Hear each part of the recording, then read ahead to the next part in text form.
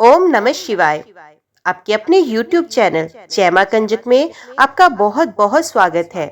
भगवान भोलेनाथ व माता पार्वती की कृपा आप और आपके परिवार पर सदा सर्वदा बनी रहे। आज की वीडियो में हम श्रावण मास महात्म्य के पाठ एवं श्रवण का फल अध्याय आपके सामने प्रस्तुत करने जा रहे हैं।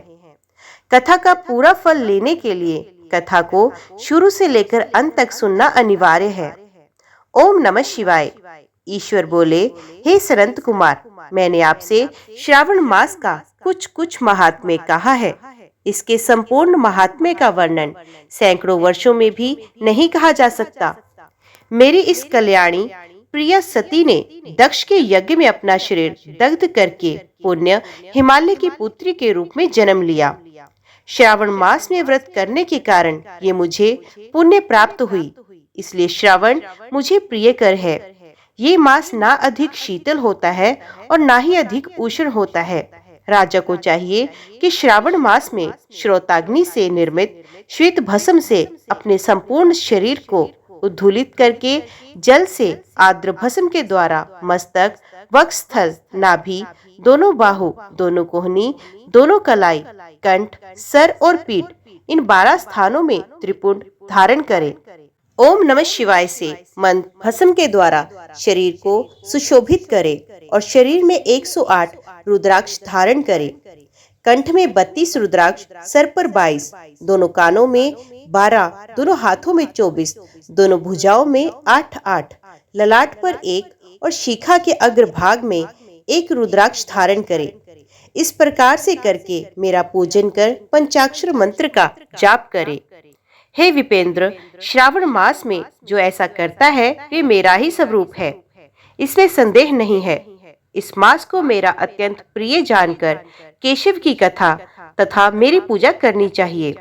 इस मास में मेरी अत्यंत प्रिय तिथि कृष्ण जन्माष्टमी होती है। उस दिन भगवान श्री हरि देवकी के गर्भ से उत्पन्न हुए थे। हे सनत कुमार, ये मैंने आपको संक्षेप में बताया है। अब आप और क्या सुनना चाहते हैं? सनत कुमार बोले, हे पार्वती पते, अपने श्रावण मास का जो कृत्य कहा उन्हें सुनकर आनंद सागर में निमग्न रहने के कारण, उनका वर्णन विस्तृत होने के कारण व्यवस्थित रूप से स्मृति नहीं बन पाई। अथेनाथ, आप कर्म से सबको यथार्थ रूप से बताइए। सावधानी से सुनकर मैं भक्ति पूर्वक उन्हें धारण करूंगा। ईश्वर बोले, हे सनत कुमार, श्रावण मास की शुभ अनुकर्मणिका को आप सावधान होकर सुनिए।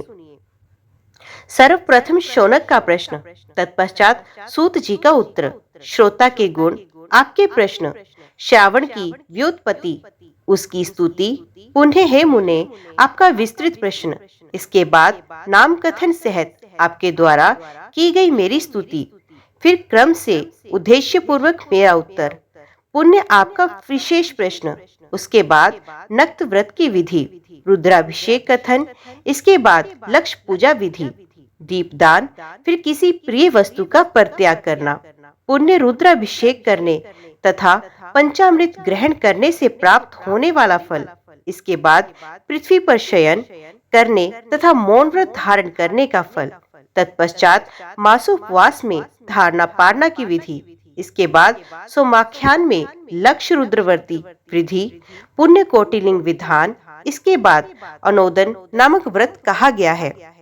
इसी व्रत में हविष्यान ग्रहण, पत्तल पर भोजन करना, शाक त्याग, भूमि पर शयन, प्रातः स्नान और दम तथा शम का वर्णन, उसके बाद स्फटिक आदि लिंगों में पूजा, जप का फल, उसके बाद प्रदक्षिणा, नमस्कार, वेद पारायण, पुरुष सुकत की विधि, उसके बाद ग्रह यज्ञ की विधि, रवि सोम मंगल के व्रत का विस्तार पूर्वक वर्णन, पुनः बुद्ध गुरु का व्रत, इसके बाद शुक्रवार के दिन जीवंतिका का व्रत, पुण्य शनिवार को नरसिंह, शनि, वायुदेव, अश्वत्थ का पूजन, ये सब कहे गए हैं। उसके बाद रोटक व्रत का महात्म्य, औदुंबर व्रत, स्वर्ण गौरी व्रत, दुर्वा गणपति व्रत, पंचमी तिथि में नाग व्रत, षष्ठी तिथि में सुपोदन व्रत, इसके बाद शीतला सप्तमी नामक व्रत, देवी का पवित्रारोपण, इसके बाद दुर्गा कुमारी की पूजा, आशा व्रत, उसके बाद दोनों एकादशियों का व्रत, पुण्य श्री हरि का पवित्रारोपण, पुण्य त्रयोदशी तिथि को कामदेव की पूजा, उसके बाद शिवजी का पवित्रक धारण, पुण्य उपाक्रम, उत्सर्जन तथा श्रवणाकर्म, इसका वर्णन किया गया है।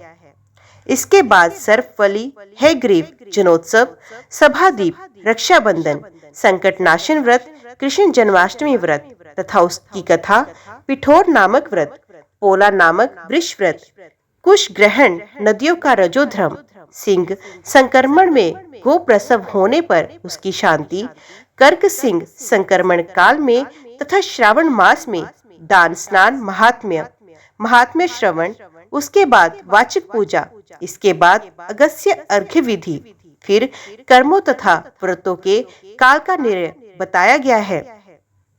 जो श्रावण मास महात्म्य का पाठ करता है अथवा इसका श्रवण करता है, इस मास में किए गए व्रतों का फल प्राप्त करता है। हे सनंत कुमार, आप इस शुभ अनुक्रम को अपने हृदय में धारण कीजिए।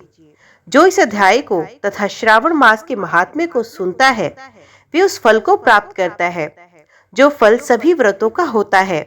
हे विपर्षे, अधिक कहने से क्या लाभ। श्रावण मास में जो विधान किया गया है, उनमें से किसी एक व्रत का भी करने वाला मुझे प्रिय है। सूत जी बोले, हे शौनक, शिवजी के अमृत में इस उत्तम वचन का आपने कर्णपुट से पान करके सनत कुमार आनंदित हुए और कृत्य हुए।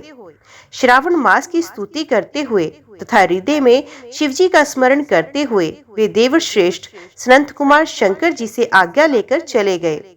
जिस किसी के समक्ष इस अत्यंत श्रेष्ठ रहस्य को प्रकाशित नहीं करना चाहिए, हे प्रभु, आपकी योग्यता देखकर ही मैंने इसे आपसे कहा है। ओम नमः शिवाय। आज की वीडियो में इतना ही।